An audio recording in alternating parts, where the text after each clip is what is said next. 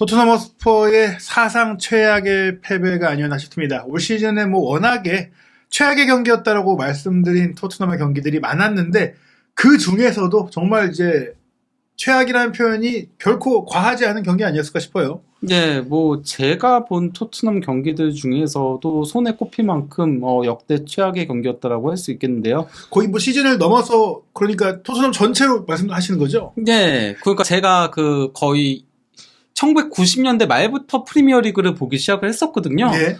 그런 이래로 거의 최악의 패배 중에 하나가 아닌가. 예. 물론 예전에 토트넘이 대패를 당하는 경향성은 있긴 했어요. 그렇죠.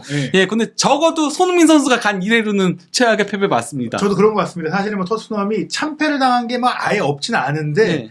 그래도 이제 토트넘 경기를 이렇게 매 시즌 거의 전 경기를 다 보기 시작한 거는 손흥민 선수가 입단한 이후인데 그 뒤로 최악의 패배였다. 골차를 넘어서서 내용적으로 그랬는데 일단 그게 저희의 생각뿐만이 아니라 기록적으로 그랬죠. 이번에 뉴캐슬전 1대6 패배가 어느 정도의 패배인가. 네, 일단 그러니까 1부 리그 역사로 놓고 봐도 리버풀 원정에서 이제 0대7로 패배하고 나서의 가장 큰 점수차 패배인 거고요. 그리고 이제 공식 대회 전부 다 합쳐도 저게 이제 인터토토컵 기억을 하고 있어요. 예. 켈른하고의 경기에서 이제 0대8로 대패를 당한 적이 있는 거거든요. 예. 예, 그러고 나서의 그 다음으로 큰 점수차의 패배라고 할 수 있는 거죠. 예. 사실 이제 저희 입장에서 1995년이 그렇게 옛날로 느껴지지는 않지만 지금이 2023년이에요. 네, 그렇죠. 아주 오래죠. 거의 몇십 년 만에 나온 참패라고 할 수 있겠고. 또 어쨌건 이 0대5 대패가 2013년 12월 리버풀하고의 경기에서 0대5 대패를 당한 이후 최다 점수차 패배. 이거는 점수차인 겁니다. 예. 5골 차로 패한 거니까요. 기록을 봐도 알겠지만 손흥민 선수가 입단하기 전이에요. 네. 손흥민 선수가 입단한 이후에는 토트넘이 이렇게까지 허무하게 무너진 적이 없다. 네. 근데 또 흥미로운 기록이 있는데 세인트 제임스 파크에서 토트넘이 강해 왔는데 이게 한번 지게 될 경우에는 참패로 이어진 역사들이 있다. 예, 그러니까 최근에 토트넘이 뉴캐슬 상대로 거의 지지 않았었거든요. 예. 일단 8경기에서 패배가 딱 한 번이었어요. 예. 이전까지요. 근데 한 번 패했던 게 바로 이제 1대5 대패였던 거고요. 2015-16 시즌에요. 그리고 또 이제 이번 시즌에 또다시 이제 1대6 대패를 당했고, 그리고 이때 이렇게 패했을 때 토트넘이 뉴캐슬에게 더블을 당했어요. 네. 홈과 원정에서 연달아서 패한 거. 밑에가 토트넘이 이제 프리미어리그 역대 최다 점수차 패배를 당한 건데 1위부터 5위까지 중에 뉴캐슬이 2경기고 그 2경기 모두 원정입니다. 1대7 대패를 당한 적도 있는 거죠, 이미. 예, 이게 가장 큰 패배였다. 왜냐면 7골을 내줬기 때문에. 그리고 이제 그 다음에 맨시티에 0대6으로 진 경기가 있었고 셰필드, 그 다음에 또 이번에 새롭게 뉴캐슬이 네. 기록에 올라가게 된 것이니까 토트넘 입장에서 악몽의 팀이라고 할 수 있겠네요. 예, 그렇다고 할 수 있죠. 그리고 또 어쨌건 가장 최근이 2013-14 시즌이었고요. 예. 손흥민 선수가 가기 전이었던 거였죠. 그럼 이제 슬슬 이 참패의 범인이 누군가 찾아봐야 될 것 같은데 일단은 선명하게 드러난 게 토트넘이 이번 경기에 포메이션을 좀 바꿔서 나왔어요. 예, 그러니까 4-3-3 포메이션을 들고 나왔는데요. 대체 왜 이런 모험수를 던진 건지가 이해가 안 갔었어요. 그러니까 저희가 여러 번 얘기를 했잖아요. 토트넘 포백 쓰면 어떻겠냐라는 얘기를 하면서도 안 된다, 결국. 그나마 에멜송이랑 벤 데이비스가 있다면은 포백을 쓸 수 있지만은 페리시치는 원래 윙포워드를 서던 선수였고 포로 역시도 백스리에서조차도 수비력이 떨어지는 선수다. 이런 선수를 거기다가 또 이제 다이어도 포백에서 전혀 검증되지 않은 3백에서만 뛰던 원래는 수비형 미드필더 서던 선수였잖아요. 그렇죠. 그리고 또 이제 로메로 역시도 아탈란타부터 그리고 토트넘까지 백3에서 주로 뛰었거든요. 물론 그 아르헨티나 대표팀에서는 포백도 소화를 하긴 했지만은 아르헨티나 대표팀은 또 이제 미드필더 라인을 상당히 수비적으로 세우잖아요. 그러니까 조금 다르다는 거죠. 그러니까 저희가 이제 포백을 시도해보면 어떨까라고 얘기를 드렸을 때는 이 구성도 아니었을 뿐더러 다이어를 이제 수비형 미드필더로 전진시키면서 즉 실제로 경기 중에서도 예. 일부 사용해봤던 그런 전술적인 변형 그리고 말씀하신 대로 그나마 토트넘 수비 라인과 풀백 라인 중에서 수비력이 좋았던 로얄과 벤 데이비스가 있을 때 변형적으로 네. 경기 중에 써보라고 얘기를 했던 건데 그렇죠. 그들이 다 없는 상태, 게다가 다이어가 센터백에 있는 채로, 게다가 페리시치 포로를 풀백으로 이거는 좀 무리수였다. 예, 이거는 정말 대놓고 무리수였죠. 그리고 그게 실제적으로 이제 실점 장면에 다 관여가 됐잖아요. 예, 이거는 일단 그 선제골 실점 장면이었는데요. 다이어의 헤딩 걷어내기도 좀 부정확했어요. 그래서 이제 사르한테 정확하게 가지 않고 사르 앞쪽으로 조금 멀리 나갔잖아요. 예. 근데 또 여기서 사르가 볼 경합에서 밀려버려요. 밀리면서 이제 그 기마랑이스 맞고 그래서 흘러서 그 롱스테프가 바로 패스를 줬고 그 다음에 이삭이 뒤로 패스를 준 다음에 그 다음에 여기서 기마랑이스가 조엘링턴한테 패스를 줬는데요. 여기서 이제 또 포로가 문제가 있는 겁니다. 빨간색 화살표가 포로인 건데 따라 붙어줘야 됐거든요. 왜냐면 본인 앞에 있는 선수고 또 어쨌건 간에 그 포지션상 매치업 상대인 거잖아요. 왜냐면 네. 조엘링턴이 이 경기에서 왼쪽 윙으로 나왔으니까요. 하지만은 안 따라 붙으면서 다가 뭐 그 다음 장면은 그나마 이해는 가요. 왜냐면 돌아 들어가는 선수가 있었으니까. 네, 윌록이 들어가고 있었죠. 예, 그러니까 그걸 신경을 쓸 수밖에 없긴 했더라도 그 전에 진작에 붙었어야 된다는 거죠, 조엘링턴한테. 근데 온데 뒷걸음질 치면서 저기 박스 안까지 밀려 들어갔던 거예요. 그리고 또 이제 조엘링턴이 접고 들어갔을 때 여기선 이제 로메로가 뚫렸죠. 예. 예, 로메로가 그냥 뭐 너무 쉽게 뚫렸어요. 자동문이었어요. 그러니까 우리가 알고 있는 로메로의 투지라든지 나가서 자르는 플레이라든지 혹은 파울로라도 괴롭히는 플레이가 이 박스 안에 들어오기 전에 있었어야 되는데 로메로답지 않았다. 네, 그러면서 뚫린 상태에서 조엘링턴이 슈팅 가져간 거를 요리스 골키퍼가 선방을 했으나 먼포스트에서 쇄도에 들어오던 머피가 리바운드로 골을 넣은 거죠. 이게 공식 기록은 2분으로 됐지만 1분에서 3초 딱 넘어갔기 네. 때문에 아주 이른 시간에 선제골이 나온 것인데 문제는 그 뒤로도 거의 뭐 융단 폭격을 빠르게 했다. 그거 역시 포백을 시도했기 때문에 생긴 문제였죠. 네, 그러니까 일단 포백은 특히나 백스리 같은 경우는 그래도 한 명이 커버하는 선수가 센터백이 있다 보니까 중앙에 그걸 이제 스위퍼라고 표현을 하잖아요. 예. 있다 보니까 뭐 옵사이드 라인을 그렇게 신경은 안 써도 되더라도 포백은 진짜 옵사이드 트랩이 정말 중요하거든요. 예. 그래서 이제 일자 수비라고 하잖아요. 그래서 그 라인 컨트롤이 굉장히 중요한데 일단 라인 컨트롤도 제대로 되지 않았던 데다가 쉐어가 롱패스를 센터백이 롱패스를 보냈는데 이거는 사실 그러니까 라인이 올라가면서 옵사이드가 일단 1차적으로 걸렸어야 돼요. 예. 그리고 설령 아니었어도 포로가 라인도 안 올렸는데 자기 뒤에서 돌아 들어가는 조엘링턴을 그냥 내비뒀어요. 예. 또 한 번 이제 오른쪽 풀백으로 팀 포로가 허점을 보였던 실점이 나왔고요. 세 번째 골 같은 경우에는 이제 후방 빌드업에서 미스가 나왔어요. 예, 그러니까 일단 다이어가 아니란 패스를 줬고 저는 근데 이거 약간 조금 손흥민 선수가 밀려서 넘어진 거 아닌가 싶긴 약간 했어요. 파울이 느낌도 있었거든요. 약간 조금 파울성이 있긴 했는데 프리미어리그니까. 그렇죠. 이 정도는 사실 저희 생각했어요. 예. 그래서 손흥민 선수도 여기서는 조금 실수가 없었다라고 할 수는 없죠. 근데 다만 이미 수비 2명이 있었거든요. 손흥민 그쵸. 선수 옆에. 근데 여기서 다이어가 손흥민 선수한테 패스 준 거가 1차적으로 잘못이었고 이거 이제 쉐어가 그대로 끊어내면서 패스 준 거를 여기서 이제 또 이제 파페사를 뭐 하는 건지 모르겠습니다. 머피가 볼을 받아서 돌아서서 가는데 그냥 지켜보고 있었어요. 그렇죠. 근데 반전 중. 예. 이 경기 내내 사르가 그냥 가만히 서 있는 장면이 굉장히 많았어요. 예. 처음에 한번 발을 밟힌 장면이 있긴 했었지만 그럼 못 뛸 것 같으면 얘기를 해서 나가든지 뛰고 예. 있었잖아요. 그리고 말씀하신 대로 손흥민 선수가 뺏긴 거 맞아요. 하지만 뺏기고 바로 골대가 아니라 사르가 가서 비벼만 줬어도 네. 슈팅을 막을 수 있었다. 물론 이게 머피의 원더골이긴 했어요. 그렇죠. 정말 먼 거리에서 넣은 환상적인 골이긴 했는데 슈팅 각도가 보이니까 머피가 때린 거거든요. 그렇죠. 그러니까 사르가 이거는 붙어줬어야죠. 무조건적으로. 그리고 이거는 이제 네 번째 골 장면인데요. 클루세스키가 볼을 끌다가 덴번한테 이제 끊겼습니다. 예. 끊기면서 그대로 이어진 역습 상황에서 기마랑이스가 이제 환상적인 패스를 측면으로 찔러줬고 이를 이제 윌록이 받아서는 환상적으로 아웃프런트 패스를 했죠.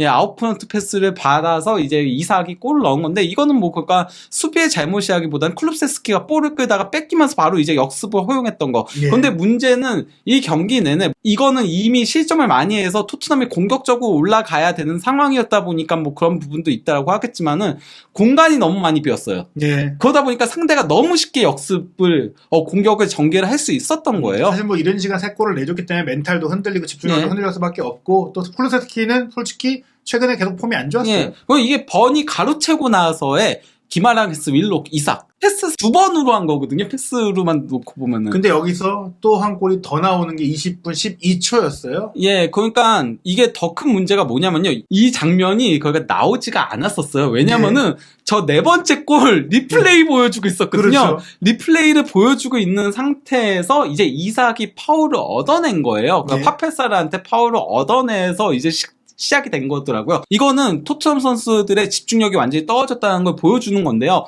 왜냐면은 그 프리킥을 얻어낸 상태에서 기마랑이스가 영리하게 바로 빠르게 네. 처리를 했어요. 빠르게 처리를 하니까 공간이 나오기 시작을 하면서 이제 기마랑이스의 빠른 프리킥을 받은 트리피어가 볼을 끌고 가다가 이제 또 패스를 줬고 여기서 이제 이삭이 돌아서면서 머피한테 이제 패스를 준 걸 그 박스 안으로 침투해 들어가는 롱스테프를 향해 환상적인 전진 패스를 찔러줬고 여기서 또 롱스테프 굉장히 좋았죠. 예. 예, 수비가 따라 붙었는데 바로 컷백을 줬어요. 뒤에 눈이 달린 듯이 네. 컷백을 줬고 이걸 이제 이삭이 받아서는 각도가 조금 없는 곳이었음에도 날카로운 슈팅으로 골을 넣었던 것 같습니다. 이삭이 뭐 영입할 때 기대했던 그 결정력도 보여줬고 또 롱스테프는 뉴캐슬의 그래도 근본으로서 예. 자신의 역할을 다 해주면서 공식 기록으로는 21분 만에 5대0이 됐어요. 요리스도 이 경기에서는 조금 아쉬웠던 장면들이 많았다라고 할 수 있겠는데요. 첫 번째 슈팅은 막아냈지만 1분경에 근데 곧바로 선제골 실점을 한 거죠. 리바운드로. 근데 그거는 뭐 요리스의 잘못이 아니었다라고 하더라도 머피의 두 번째 골 장면에서 그게 상당히 먼 거리에서 때렸거든요. 그리고 그렇게 시야가 가려진 것도 아니었어요. 근데 그냥 움직이지조차 못했어요. 예. 그거는 좀 아쉬웠던 장면이라고 할 수 있고 또 이제 뭐 이삭의 골 같은 경우도 각도가 없는 곳에서 때린 거잖아요. 예. 그리고 또 조엘링턴의 골 장면도 어쨌건 물론 뭐 저는 그거는 요리스가 막기 힘들었다고 생각을 하지만은 그래도 몸을 날렸는데 뚫렸잖아요. 예. 마지막에 뚫린 거는 결국은 요리스긴 했었거든요. 예. 그러면서 조엘링턴이 골키퍼까지 제치고 골 넣었던 예. 거였잖아요. 사실 뭐 요리스도 어쩔 수 없는 부분이었다고 치더라도 또 요리스에 기대하는 게 있으니까 요리스는 네. 사실 선방으로서 그래도 그렇죠. 이름값을 하는 선수인데 선방이 하나도 없었다. 네. 이러한 가운데 결국 안 되니까 23분경에 살을 빼고 산체스를 넣었는데 여기서 조금 흥미로운 움직임이 있었습니다. 원래 그러니까 기본적으로는 백스리를 할 땐 다이어가 중앙에 로메로가 이제 왼쪽을 가거나 오른쪽을 가거나 하잖아요. 네. 원래 처음에는 산체스를 왼쪽 스토퍼로 넣었었어요. 네. 근데 산체스가 빌드업이 안 되니까 그 다음 지난 경기에는 오른쪽 스토퍼로 투입을 했었죠. 그러면서 네. 로메로가 왼쪽을 갔었잖아요. 네. 근데 이번에는 다이어가 왼쪽을 가고 로메로가 중앙에 섰어요. 네. 그걸 확인할 수 있는 게 이제 히트맵인 거거든요.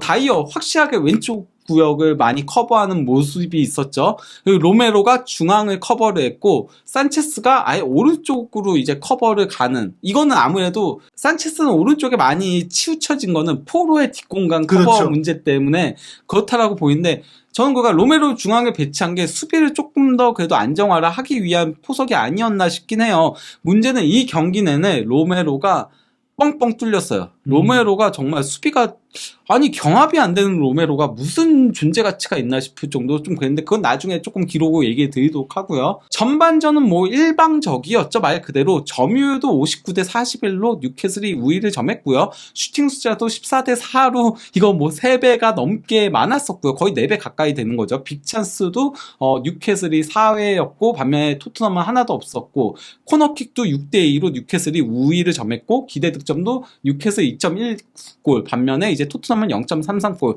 그리고 공격 위협도 그래프 보시면 아시겠지만은 저는 이게 공격 위협도 그래프가 아니라 그러니까 태백산맥을 그려놓은 줄 알았어요. 그러니까 이거 산세 중에 뭐 호수가 좀 있고 이게 그래프는 위아래로 올라가야 되는데 그냥 네. 산맥이에요. 그나마 토트넘이 3번 공격한 게 거의 이거는 미미한 공격인 그렇죠. 거예요. 공격 같지도 않은 그래프가 공격. 아니에요. 저 네. 그냥 이제 물입니다. 물. 산과 물입니다. 그리고 이제 전반전 평균 위치를 보더라도 뉴캐슬은 다 공격 진영으로 올라가 있는 반면에 토트넘은 밀려가지고 올라가지 못하고 있는 거죠. 게다가 저는 충격적인 게 페리시치가 풀백으로 뛰었기 때문에 그렇지만 뭐 최후방 수비수로 거의 경기를 하면서 또 수비는 하나도 못했다. 그리고 다이어를 도리어 뒤에서 커버를 해주고 있죠. 페리시치가. 페리시 용 썼다. 이번 예. 경기 페리시가 그나마 분투했다. 그리고 산체스가 예. 도리어 이번 경기 가장 나은 편에 속하더라고요. 예, 본인이 증명했다. 예. 그리고 이제 전반전 구역별 점유율을 보더라도 이건 너무 그냥 두들겨 맞은 거잖아요. 갇혀서는. 뉴캐슬이 토트넘 수비 진영에서 37%의 점유율을 가져간 반면에 토트넘은 뉴캐슬 수비 진영에서 11.1%. 예. 이건 뭐 그냥 공격은 하나도 못하고 말 그대로 자기네 진영에서 두들겨 맞은 셈이거든요. 그나마 이제 후반 들어서 조금은 나아졌어요. 예. 조금은 나아졌는데 이 역시 여전히도 크게 밀린 경기라고 예. 할 수 있는 거죠. 사실 뉴캐슬이 맨시티처럼 무자비한 놈들이었다. 그러면 거의 사실 후반전에도 막 밀어쳤을 텐데 5대0 되니까 솔직히 조금 느슨해지긴 했었어요. 그럼에도 뉴캐슬이 계속 몰아쳤다는 거죠. 그렇죠. 그러다 보니까 뭐 평균이치 전반전 후반전 비교해도 결국 공격 쪽은 올라가지 못했어요. 전혀 올라가지 못했는데 그나마 수비만 조금 예. 백스리로 전환하면서 페리치가 조금 전진을 할 수 있었던 거예요. 그거밖에 없는 겁니다. 말 그대로. 그러한 가운데 이제 52분경에 여기서 이제 그 머피가 기마랑이스한테 패스를 줬는데 호이비에르가 이 경기 진짜 호이비에르 완전히 구멍이었어요. 예. 뻥뻥 뚫렸거든요. 기마랑이스가 그냥 딱 접는 동작을 하니까 정말 벗겨졌죠. 예. 완전 저기 멀리 또 혼자서 어처구니없이 벗겨진 상태에서 여기서 이제 기마랑이스가 롱스테프한테 전진 패스를 줬고 롱스테프의 크로스를 이삭의 헤딩 슈팅을 가져가려고 했는데 안 맞으면서 지나갔는데 여기서 산체스가 조금 실수했죠. 예. 산체스가 사실 앞에서 끊어줬어야 됐어요. 점프해가지고. 근데 점프하지 않으면서 이삭한테까지 위험한 장면이 나왔던 네, 거였죠. 하지만 이삭이 건드리지 못했는데 건드렸으면 사실 거의 또 한 골이 나오는 거였고 그렇죠. 어떻게 보면 이삭이 좀 산체스를 구해준 장면이 아니냐. 너 지난 경기 야유던데 이번에도 또 야유 들으면 그렇죠. 안 돼. 약간 좀 이러한 가운데 이제 66분경에 뉴캐슬이 처음으로 이제 교체 카드를 활용을 했던 거였죠. 머피하고 이삭을 빼고 알미론하고 윌슨을 넣었는데 이거 뭐 사실 알미론이 더 주전이잖아요. 그렇죠. 주전이고 그리고 사실 윌슨도 뭐 이삭의 백업이라고 할 수 없이 거의 뭐 로테이션 자원이고 네. 함께 주전 경쟁하는 공격수예요. 그렇죠. 참고로 알미론과 윌슨이 이번 시즌 11골씩을 넣고 있습니다. 사이좋게. 사실 알미론과 윌슨은 뭐 취향 차이다. 이미 두 자릿수 골을 넣는 선수들이 네. 들어온 거예요. 전력 공백이 없었기 때문에 실제로도 들어가자마자 또 골을 합작합니다. 그러니까 이게 문제예요. 토트넘이 이번 경기에서 일단 선제골도 시작하자마자 허용했죠. 네. 그리고 또 이제 5번째 골도 4번째 골을 허용하고 나서 곧바로 이어진 찬스에서 또 허용했어요. 네. 그리고 또 이번에도 교체 투입되자마자 골이 나온 건데 이거는 집중력 결여를 얘기하는 거예요. 네. 이 경기 내내 집중력이 아예 경기에 집중하지 못했다는 소리거든요. 선수들이. 여기서 이제 그 롱스테프가 패스를 준 거를 트리피어가 컷백을 줬고 이제 그 알미론이 슈팅을 가져간 게 로메로 다리를 맞고 흘러갔는데 여기서 또다시 포로가 문제가 있었던 거였죠. 왜냐면은 윌슨 앞에 포로가 있었어요. 그러면은 포로가 앞에서 걷어내야 되는 건데 도리어 윌슨이 포로를 제치고 들어가는 거를 그냥 보고 있었어요. 그러면서 뒤늦게 몸을 날리려고 했으나 이미 윌슨이 슈팅을 하고 난 이유였죠. 네, 뭐 지금까지 보자면 이제 전술 변화의 문제에 이어 포로의 측면 수비가 확실하게 이제 범인이었다라고 느껴지는 그런 부분들이 있는 것 같습니다. 그리고 또 이제 70분경에는 트리피어와 기마랑이스를 빼고 망키우와 고든을 넣었는데 고든은 사실 뭐 뉴캐슬이 실패한 영입 얘기가 나올 정도로 지금 굉장히 안 좋은 모습을 보여주고 있고 망키우는 얼굴 보기도 힘든 선수거든요. 그렇죠. 전성기가 좀 지난 선수의 한때 뭐 각광받던 시기가 있었지만 예전이에요, 아주. 부상을 너무 크게 많이 당하면서 기대만큼 성장하지 못했죠. 그런 망키우까지 넣을 정도로 뉴캐슬이 여유가 있었다는 소리인 건데요. 근데 또 이제 고든이 바로 득점 찬스를 만들어냈었죠. 이게 수비 진영에서였는데 여기서 또다시 포로의 문제가 나옵니다. 고든이 수비 진영에 있었기 때문에 그냥 따라가기만 해도 되는데 고든이 이렇게 치고 나가는 장면에서 태클을 하다가 그냥 벗겨졌어요. 그러다 보니까 그 백스리 포메이션에서는 측면 수비를 윙백이 담당을 해야 되잖아요. 근데 저기 완전히 뉴캐슬 수비 진영이잖아요. 근데 저기서 벗겨지다 보니까 뻥 뚫려 있었어요. 뻥 뚫린 상태에서 고든하고 윌슨이 둘이서 달려가가지고 그래서 윌슨이 볼을 끌고 가다가 패스를 준 거를 고든이 슈팅으로 가져갔는데 포스터 골키퍼가 그 다리로 막아냈었죠. 예, 이거 실점했으면은 완전히 이것도 또 포로가 그 하이 패스 허용한 거에서 실점이 나왔다라고 봐도 무방한 거였죠. 네. 포로가 이제 측면에서의 수비에 대한 이해도가 전혀 없었다. 네. 본인이 최종 수비수라는 걸 생각을 해야 돼요. 측면에서는 본인이 어쨌건 최종 수비수인 거잖아요. 근데 아무리 그 상대 진영이라고 하더라도 이런 식의 무모한 태클은 하면 안 되는 거죠. 네. 태클은 마지막 수비 수단이라고 얘기를 하잖아요. 그러니까 네. 어지간하면은 태클은 참았다가 마지막 순간에 해야 되는 건데 성급하게 하면서 이랬다는 거죠. 예.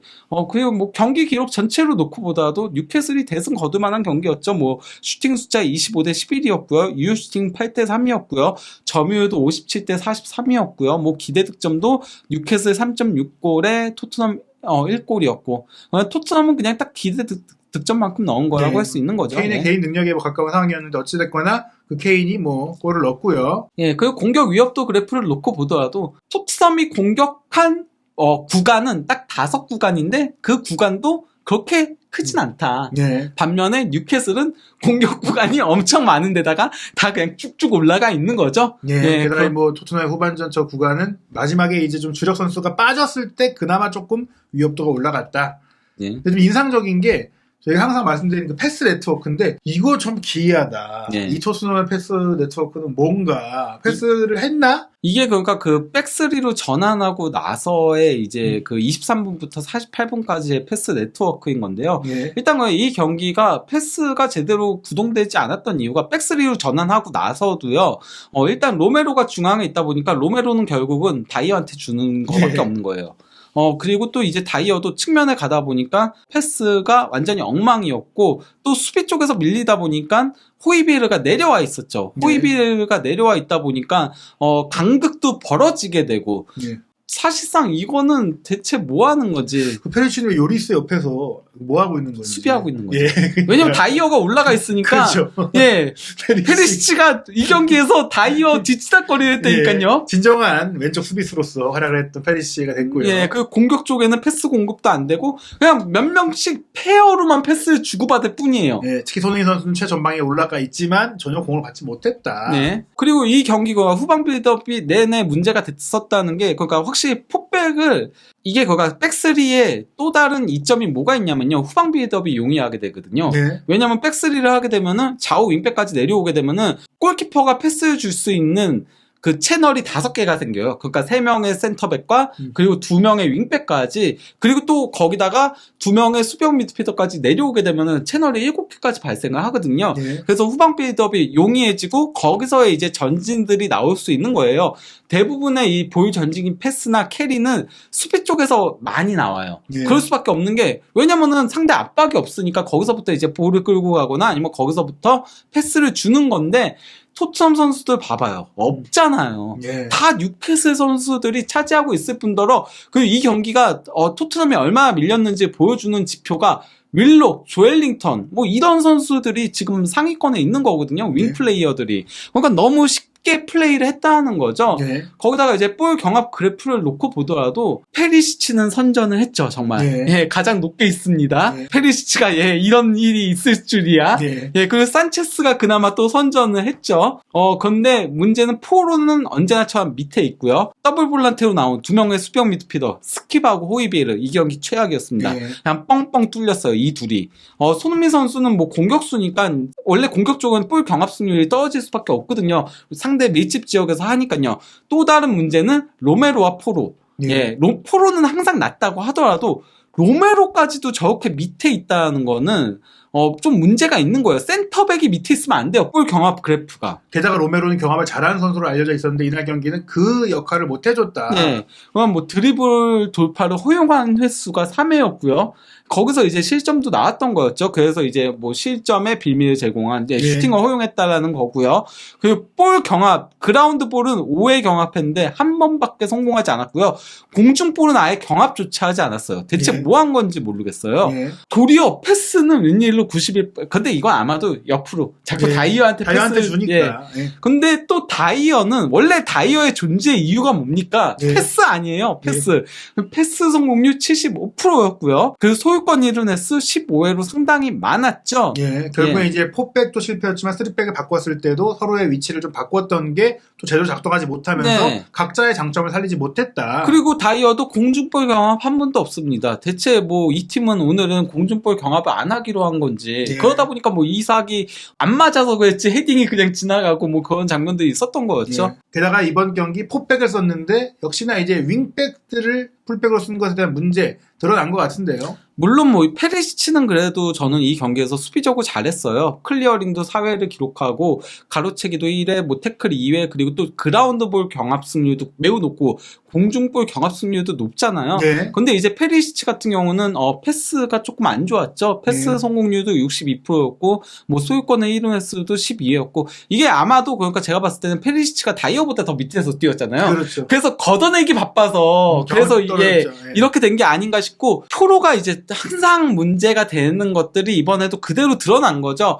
항상 소유권을 가장 많이 잃잖아요. 근데 네. 이 경기에서도 20회를 잃었고요. 예. 그리고 드리블 돌파 허용 2회 했고요. 공중볼 경합 2회 했는데 한 번도 성공하지 못했고요. 그라운드볼 경합도 7회 해가지고 3회 성공한 거고 패스 성공률도 항상 낮아요. 프로 선수가 패스 성공률 최소 70% 후반 나와야 돼요. 예. 근데 매 경기 이게 좀 안 좋아요. 굉장히 애타게 영입했던 1월 영입생인데 이런 경기력이라면 좀 안타깝다라고 네. 볼 수 있겠고요. 근데 그 외에도 사실 이제 3미들 4-3-3을 썼는데 이 3미들 다 최악의 플레이를 했다. 예, 호이비에르는 일단 뻥뻥 뚫렸어요. 소유권 잃은 횟수도 9회였고, 그리고 그라운드볼 9회 경합해가지고 3회밖에 성공시키지 못하는 호이비에르답지 않은 기록을 올린 거인데다가 드리블 돌파 허용을 무려 5회나 예. 예. 그 오늘 경기에서 약간 조금 정신줄을 놓고 있는 게 몸이 안 좋은 게 아닌가 싶을 정도로. 왜냐면 3미들이었기 때문에 포백과 달리 미드필드가 한 명 더 있는 상태에서도 뭔가 이제 부진했다. 물론 나중에는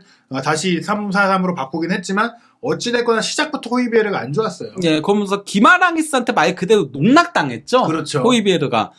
그리고 이제 스킵 같은 경우도 이 경기에서 그라운드볼 경합 6회 했는데 한 번밖에 성공시키지 못할 정도로 이건 처참한 기록인 거잖아요. 예. 거기다가 공중볼도 4회 경합했는데 한 번도 성공시키지 못했고 드리블 돌파 허용도 한 번 했고 예. 예, 그 정도로 스킵도 굉장히 안 좋은 모습이었는데 사르는 그냥 뭐 가만히 있었죠. 예, 뭐 23분 만에 교체가 됐기 때문에 뭐 더 할 말이 없을 것 같은데. 너무 안 했죠. 예. 예, 그러니까 뭐 수비적인 것들을 태클 한 번 한 거 제외하고 그라운드볼도 아무리 23분 뛰었어도 한 번밖에 경합 안 한 건 문제가 있는 거잖아요. 네. 미드필더잖아요. 예. 미드필더는 원래 경합을 가장 많이 하는 포지션이에요. 예, 결국에는 뭐 총체적인 난국이었다고 봤을 때 이 경기의 범인 전 개인적으로 이 상황을 자초한 스텔린이 임시 감독이다. 네. 뭐 한두 명의 문제가 아니라 다 못하는 거면 그 감독 문제 아니겠느냐. 네. 어떻게 보시나요? 수비하고 미드필더 쪽이 진짜 이 경기는 다 최악이었죠. 근데 폭백을 들고 나온 것부터가 일단 패착이었다고 생각을 하고요. 누구나 알 수 있었던 거였거든요. 그래서 네. 저희도 포로 페리시치 가지고 폭백 안 된다라고 했는데 어쨌건 간에 측면 수비수 출신인 포로보다 페리시치가 더 낫다는 게 좀 네. 신기하긴 했어요. 예. 어쨌든 예. 이 경기는 뭐 토트넘의 역사에 남을 최악의 패배이자 네. 최악의 경기였던 것 같은데요. 이 위기를 뭐 어떻게 극복하게 될지 정말 이제 임시 감독조차 날려버리고 정식 감독을 빠르게 데려오는 결단이 내려올지 토트넘이 남은 시즌 동안 어떻게 또 운영해 갈지 한준TV에서 부버지 김현민 기자와 함께하는 정밀 분석 확인하시기 바랍니다.